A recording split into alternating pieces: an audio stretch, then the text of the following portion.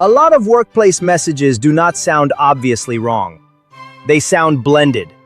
And that is exactly why they create confusion. A fact slides into an opinion slides into a recommendation. And by the time the other person finishes reading, they are not sure what actually happened, what you think it means, or what you want them to do next. Hi, I'm Fernando Diaz. This is Workplace Growth Lab, the channel dedicated to your professional growth. And you're watching Lesson 2 of the Clarity and Message Structure course. If you want to watch the full course, just click the playlist link in the video description and in the first pinned comment. In this lesson, you'll learn how to separate facts and opinions at work so your communication becomes clearer, more credible, and easier to act on. And before we go further, here's one important distinction from Lesson 1. In Lesson 1, clarity meant processing your thoughts before you send them. In this lesson, clarity means something more specific. It means separating 3 different layers inside the message: what happened, what you think it means, and what should happen next. When those layers get mixed together, people do not just feel confused, they trust the message less, because they cannot tell where the evidence ends and where the judgment begins. That matters more than most professionals realize. A manager can handle bad news, a teammate can handle uncertainty, a stakeholder can handle a strong recommendation. But people struggle when they cannot tell what kind of sentence they are looking at. Quick question for you. What do you think you mix most often in work messages? Facts, interpretations, or recommendations? Drop one word in the comments. Now let's make this usable. A fact is what you know. An interpretation is what you think it means. A recommendation is what you think should happen next. Simple. But in real work communication, people blur those lines constantly. For example, if I say, "Design came in 2 days late," that is a fact. If I say, "This delay suggests our current timeline is too aggressive," that is an interpretation. If I say, "We should reduce scope before launch," that is a recommendation. 3 different kinds of statement, 3 different jobs, and when you put them in the right order, or at least keep them clearly separated, your message gets stronger fast. Why? Because people can evaluate your thinking cleanly. They can say, "Yes, I agree with the facts," or "I see the logic but I disagree with the interpretation," or "I agree with the analysis but not the recommendation." That is healthy communication. What creates friction is when all 3 show up in one muddy block and people have to untangle the reasoning themselves. So here is the framework for this lesson. I call it the FIR split. F stands for facts. What do we actually know? What happened? What changed? What is observable, confirmed, or currently true? I stands for interpretations. What do those facts suggest? What pattern do you think you are seeing? What risk, meaning, or implication are you inferring from the facts? And R stands for recommendations. Given those facts and that interpretation, what should happen next? What decision do you want? What action do you recommend? What is the next move? That is the FIR split. Facts, interpretations, recommendations. And it sounds basic, but this is one of the cleanest upgrades you can make to your communication at work. Now I'm going to show you the fastest before and after rewrite in this whole lesson. But first, subscribe if you want the rest of this course in order. Workplace Growth Lab is a step-by-step curriculum, not random tips. Here's the rewrite. Imagine you are sending an update about a launch that is slipping. The messy version sounds like this. "We're probably being too ambitious with the current plan. Design was late.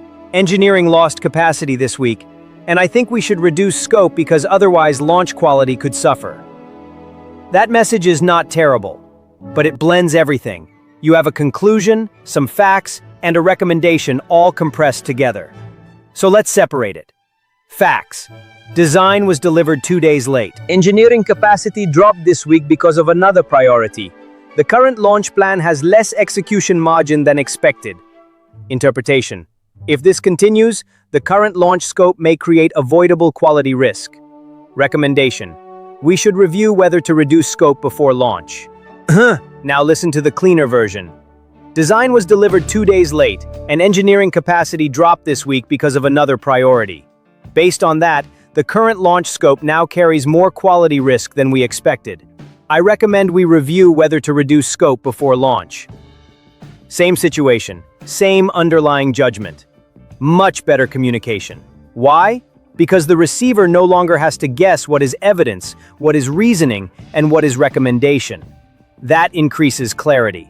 It also increases credibility. And that matters because a lot of professionals accidentally weaken their own judgment by blending the layers. Now let's talk about what people usually do wrong here. First, they lead with interpretation and present it like fact. They say things like, "This plan is unrealistic," when what they really mean is, "Based on these facts, I think this plan is becoming unrealistic." That difference matters. Second, they hide the recommendation inside a paragraph. So the other person finishes reading and thinks, "Okay, but what are you actually asking for?" Third, they report facts with no meaning. That sounds responsible, but it often pushes all the interpretation work onto the receiver. And fourth, they sound more certain than the evidence supports. That is a subtle trust killer. Because once people notice that you present interpretation as certainty, they start reading your messages more defensively. So the goal is not just clarity, it is calibrated clarity.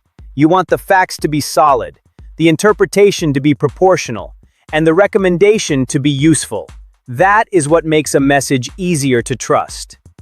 Here is a fast test you can use before sending any important update, recommendation, or problem message.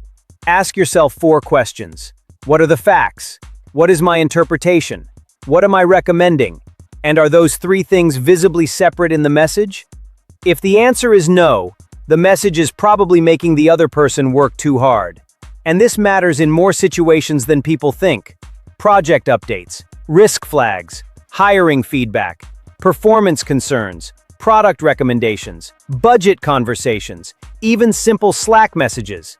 Anytime you are trying to help someone understand a situation and move forward, this split helps. One more thing.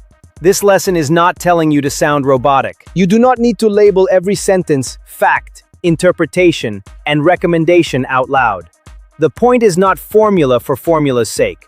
The point is cleaner reasoning. Sometimes the separation is explicit. Sometimes it is just structural. But the receiver should still be able to feel the difference. So here is your action step for this week. Take one real message you wrote recently, or one you need to send today, and mark it line by line. Which parts are facts? Which parts are interpretations? Which parts are recommendations? If everything is blended, rewrite it using the FIR split. That one habit will improve your writing faster than endlessly polishing wording. Let's recap.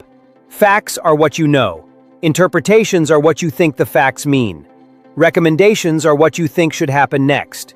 When those layers get mixed together, communication gets muddy. When they get separated, your message becomes easier to understand, easier to evaluate, and easier to trust.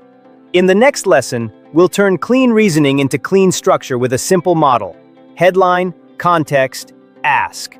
Because even when your thinking is right, the message can still fail if it arrives in the wrong order. If this lesson helped you make your thinking more credible, hit like. It tells me to keep publishing the rest of this course. I'll see you in lesson 3. Same course, next layer. Keep going.